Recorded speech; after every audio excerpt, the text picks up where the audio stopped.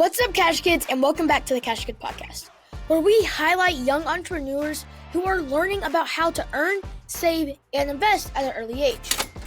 We're continuing on our special series on kids with a serious entrepreneurial mindset, and today's guest is a great example of that. If you aren't already, be sure to follow us on Instagram, Facebook, and YouTube at Cash Kid Podcast, or sign up for our mailing list at cashkidpodcast.com. He's a high school sophomore who's not only super involved in his community, but also runs his own tutoring business. Balancing academics, extracurriculars, and his own business, this young entrepreneur is making moves to set himself up for financial success.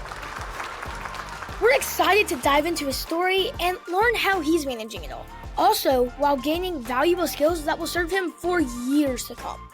So, stay tuned as we talk about how he's helping others while building his own path to success. Truly embodying the spirit of a cash kid. So, you've got some cash. Maybe from allowance, or that money your grandma gave you for your 7th birthday. Here you go, sweetie. Woohoo! Thanks, Grandma! Whatever it is, what are you gonna do with it? Spend it, hide it away, or maybe invest it? Let's start learning how to make that money grow. Time to learn how to be a cash kid.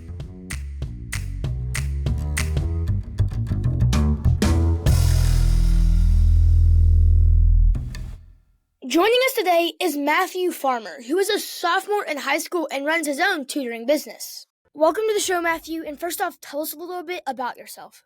Hi, it's a great to be here. My name is Matthew. I am the secretary for Model UN. I have my own tutoring business, Matthew's Tutoring, and then I'm in several different other clubs. I do cybersecurity on the side, and I do run a club called Educators Rising, where we do volunteer work and stuff like that. Yeah, that's all about me. All right, yeah, that's amazing. So, tell us, what are your thoughts on kids using their talents to make money? I think it's really important that kids use what they already know to make money.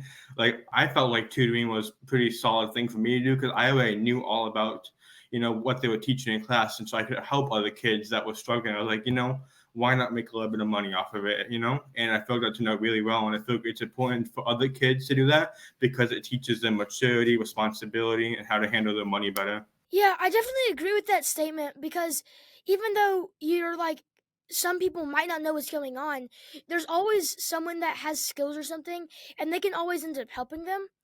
So, I wanted to ask you specifically about how you tutor. What gave you the idea to start being a tutor? This is a pretty funny story. So somebody from the school reached out to me to do it to volunteer at first. And then I did it for a couple of months. I was doing it for free and I had pretty good customers. And then it got to the point where I got so many that it wasn't really more of a volunteering thing. It was just me doing it a lot. And I was if I'm going to be spending, because I spent my own money on notebooks, markers and stuff like that for the kids that I was tutoring. I was I feel like with all the time and effort that I'm putting into it, I should actually make it into something of my own because I found out that I'm really good at it. So yeah, well said. So how do you get clients or find students to be a tutor? I mainly advertise on Facebook and I have a Google, I forgot what it's called, a workplace account. Basically, if you look me up on Google or if you look up tutoring, I pop up on one of the nearby results or recommended. And so that's how I mainly reach my people. And occasionally I will go door to door, but I don't do that a lot. Yeah, so how do you manage your time with tutoring and still being a full-time student? Well, I like to plan everything out on my calendar. Google Calendar I think is the go on this one because it helps me organize. So I'll set my time from this to this. And then after that, I will go to after school, I'll have this time set aside for tutoring.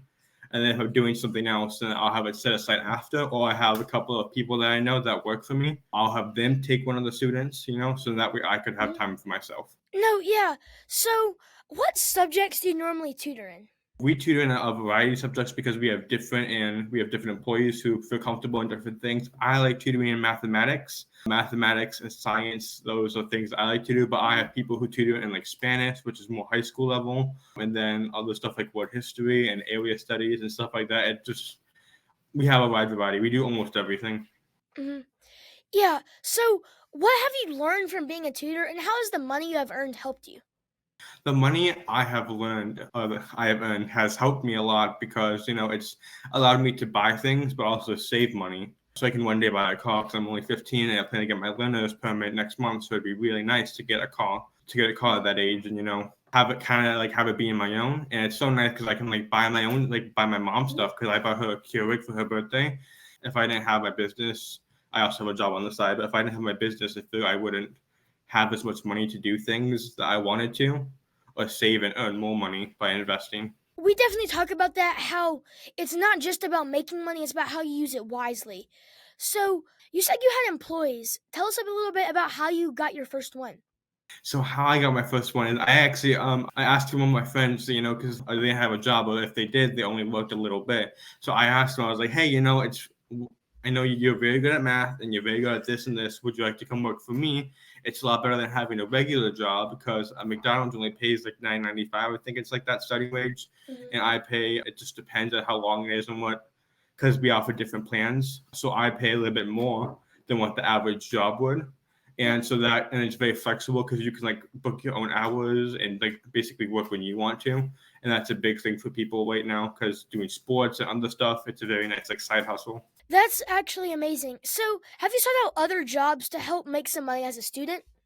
Yes, I have. I've worked at McDonald's for almost a year and a half now as a crew trainer, and that's proven very good for me. And I'm on track to become a manager when I turn 16 next year. Yeah, that's really cool. So, what are some challenges kids and teens face when it comes to trying to find jobs? Well, I feel like you have to really find like what's good for you.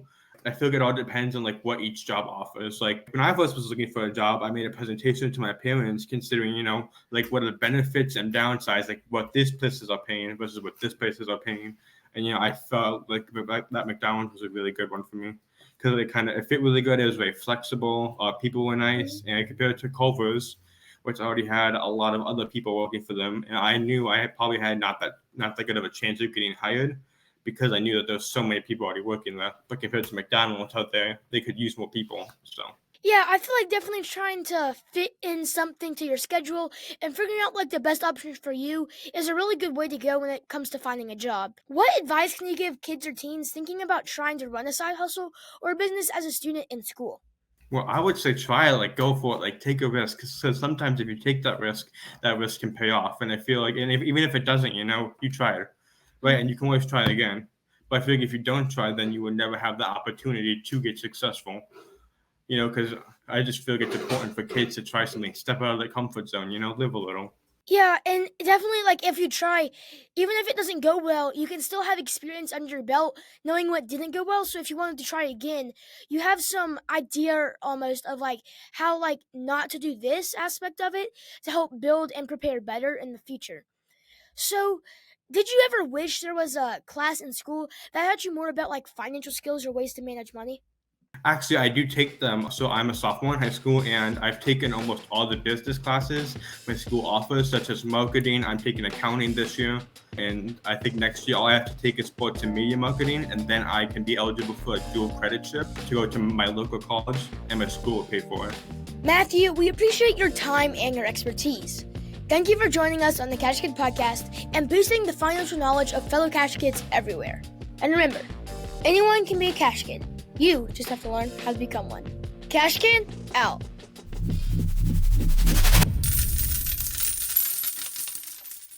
The information presented represents the views and opinions of the guest. This podcast does not intend to provide personal investment advice. This content has been made for informational and educational purposes only. To make a full and informed investment decision, we advise you to speak with a financial advisor. And for kids, definitely your parents first before investing.